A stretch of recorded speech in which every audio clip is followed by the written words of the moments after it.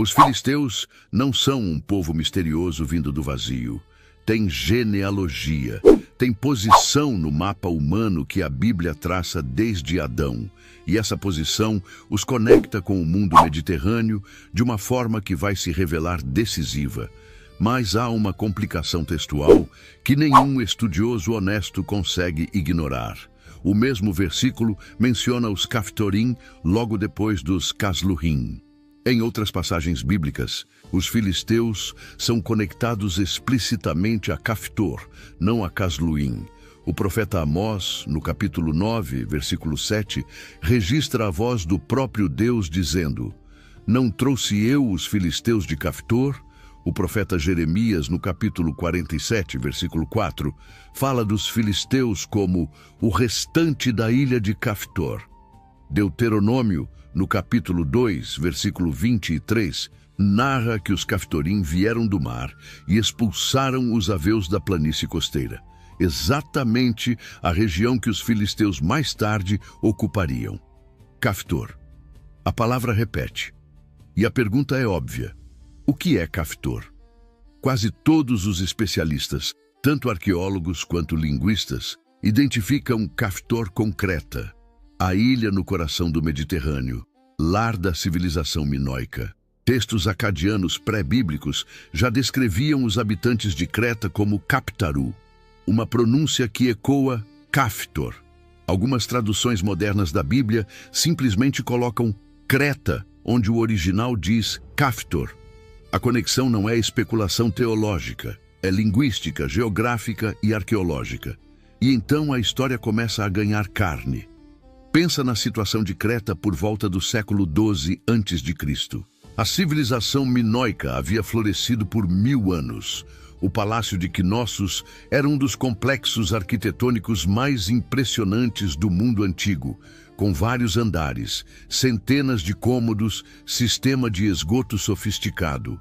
Os minoicos eram comerciantes talentosos, navegadores experientes, artistas refinados.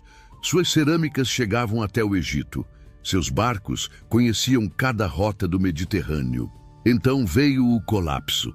Por volta de 1177 a.C., uma data que o historiador Eric Klein chama de o ano em que a civilização ocidental quase morreu, algo catastrófico aconteceu no mundo mediterrâneo.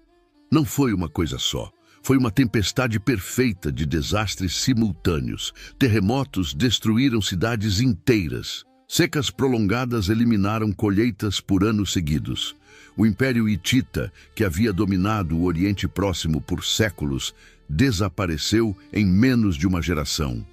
Os palácios micênicos da Grécia foram abandonados. As rotas comerciais que conectavam o Egito, Canaã, Ugarit e Chipre colapsaram uma após a outra, e então os povos do mar apareceram. Os registros egípcios do reinado do faraó Ramsés III, datados de aproximadamente 1185 a.C., descrevem com detalhes perturbadores o que aconteceu. Uma confederação de povos, descritos nos hieróglifos como das ilhas do meio do mar, desceu pelo Mediterrâneo Oriental, destruindo tudo que encontrava pela frente. As inscrições no templo de Medinet Habu, perto de Luxor, narram: nenhuma terra resistiu diante deles. Entre esses povos, os registros egípcios mencionam os Peleset. Esse nome, Peleset, é a transliteração egípcia do que os hebreus chamariam de Pelishtim, os filisteus. Ramsés III os encontrou numa batalha naval e terrestre ao mesmo tempo. As representações nos relevos de Medinet Habu mostram barcos cheios de guerreiros com capacetes emplumados, lutando contra a frota egípcia. O faraó os deteve, mas deter não significava eliminar. Depois da batalha, alguns desses grupos foram assentados como mercenários nas fronteiras do Egito. Outros continuaram navegando pela costa, procurando terra onde pudessem se instalar. A costa sul de Canaã era vulnerável. Entre os 25.000 e os 35.000 guerreiros que compunham os filisteus chegando à costa de Canaã, não havia apenas soldados. Havia famílias inteiras, mulheres, crianças, animais. Eles não estavam fazendo uma incursão de saque, estavam buscando um lugar para viver, porque o lugar onde viviam havia desaparecido. O colapso da Idade do Bronze não era um evento político, era existencial. Não existia mais nada para onde voltar. Isso muda completamente o modo de entender o que aconteceu. Eles não chegaram à costa de Canaã como conquistadores movidos por ambição. Chegaram como sobreviventes movidos pelo desespero. E sobreviventes desesperados são, historicamente, os inimigos mais perigosos que existem, porque não têm nada a perder. As 5 cidades que os filisteus estabeleceram na costa sul de Canaã formavam o que os textos chamam de Pentápolis, Gaza, Asquelon, Asdod, Gate e Ecrom. Cada uma era governada por um Seren, uma palavra que linguistas conectam ao grego tiranos, tirano. Não era monarquia hereditária, era uma oligarquia militar de 5 cidades-estado coordenadas.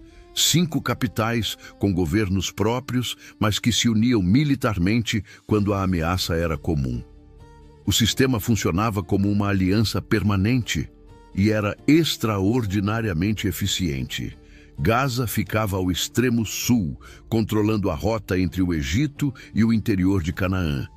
Asquelon tinha um dos melhores portos naturais da costa, e foi ali que, séculos depois, os arqueólogos encontrariam o cemitério que mudaria tudo o que pensávamos saber sobre os filisteus. Asdod controlava as rotas comerciais do interior. Gate ficava mais para o leste, sendo a cidade mais próxima do território de Israel. Era de Gate que viria o personagem mais famoso da história filisteia. Ecrom, a mais ao norte, seria mais tarde associada ao culto a Baal-Zebub, o senhor das moscas, a mesma divindade que o rei israelita Acasias consultaria quando adoeceu, provocando a fúria do profeta Elias. 5 cidades, uma civilização inteira construída em menos de um século sobre terra que não era deles. A cerâmica conta essa história melhor do que qualquer texto. Quando os arqueólogos escavam os primeiros níveis filisteus em cada uma dessas 5 cidades, o que chamam de Idade do Ferro I, grosseiramente o período entre 1200 e 1000 anos antes de Cristo, encontram um padrão consistente e perturbador. As cerâmicas são visivelmente diferentes de tudo que existia antes na região. Os desenhos são bicromáticos, motivos geométricos, pássaros esquemáticos, espirais, exatamente os padrões que caracterizavam as cerâmicas micênicas e minoicas do mundo egeu.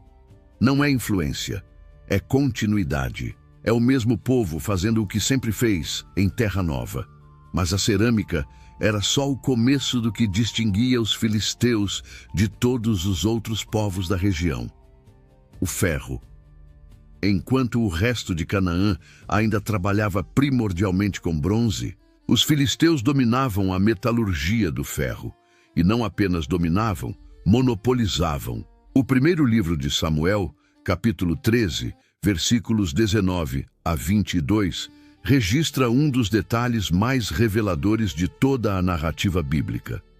Não havia ferreiro em nenhuma parte de Israel, porque os filisteus impediam que os hebreus fabricassem armas. O texto especifica que quando os israelitas precisavam afiar ferramentas agrícolas, tinham que descer até os filisteus e pagar por isso.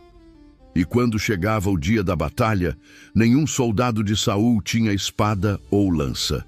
Apenas Saul e seu filho Jonatas as possuíam.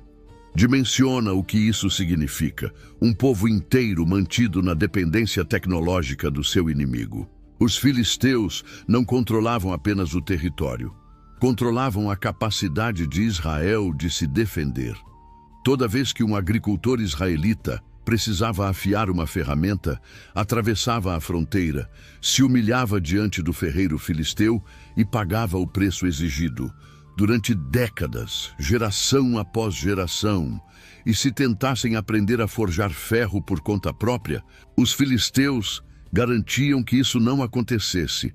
Onde aprenderam a trabalhar o ferro dessa forma? Provavelmente de povos da Anatólia com quem conviveram antes do colapso.